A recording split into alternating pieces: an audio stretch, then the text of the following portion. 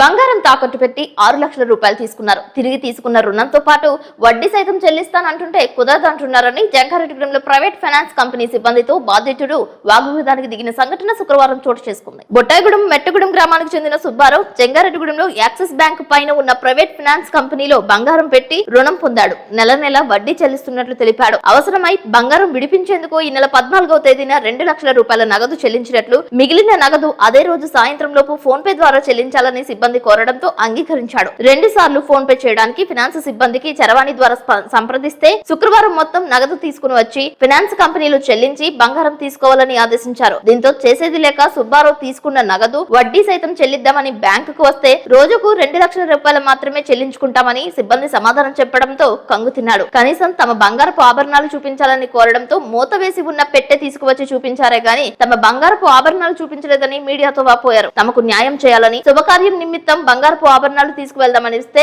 ఆ finance company చేసిన నిర్వాకంపై అసహనం వ్యక్తం చేశారు. మరొకరు మోసపోకుండా ఉండాలని సుబ్బారావు సూచిస్తున్నాడు. ఈ విషయమై ఫైనాన్స్ మేనేజర్ ను వివరణ కోరగా తమ ఫైనాన్స్ కంపెనీలో రుణాలు పొందిన ఖాతాదారుల నుంచి రోజుకు 2 లక్షల రూపాయలు మాత్రమే చెల్లించుకుంటామని సమాధానం చెప్పారు. ముందుగా ఖాతాదారులకు ఈ విషయం తెలియజేశారా అని అడిగితే పొంతనలేని సమాధానం చెప్పడంపై బాధితుడు సుబ్బారావు ఆందోళనకు దిగారు. ఫైనాన్స్ కు సంబంధించిన అధికారి వచ్చి సమస్యను పరిష్కరించే దిశగా చర్చలు జరిపారు. 3-4 సంవత్సరాల నుంచి బంగారం ఇక్కడే ఉంటుందండి. నెల నెల వడ్డీ కట్టుకుంటున్నాను. ఈ రోజు బంగారం కావాలని నేను వస్తే నేను 2 లక్షలు కట్టించుకున్నారు. ఫోన్ పేలోనేమో 1 లక్ష రూపాయలు కట్టమన్నారు. మేము కడతానంటే 4 గంటలకు కడుతురు కానీ అన్నారు. 4 గంటలకు ఫోన్ చేస్తేనేమో మళ్ళీ వద్దన్నారు. ఇవాళ వచ్చి బంగారం తీసుకెళ్ళమన్నారు. కానీ ఇవాళ వస్తే మళ్ళీ 2 లక్షల లిమిట్ దాటితే మళ్ళీ ఇవ్వటం కుదరదు. మళ్ళీ సోమవారం అంటున్నారండి.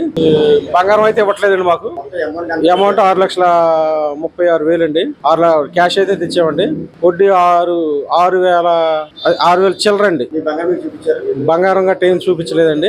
నిన్న కట్టిన దానికి కూడా ఏమీ లేదండి. వాళ్ళ దగ్గర ఉంచేసాండి. నిన్న కట్టితే ఇవాళ కూడా కట్టి మొత్తం పట్టుకెళ్ళమన్నారు. సరే అని మేము వచ్చామండి. ఈ రోజేమో అలాగంటున్నారండి కుదరదని. బంగారం మాకైతే కంటితో కాపాడలేదు కానీ బాక్స్ తీసుకొచ్చారండి. నిన్న బాక్స్ అయితే తెచ్చారు. ఆ బాక్స్ లో మరి బంగారం ఏముందో మనది వెళ్దాం.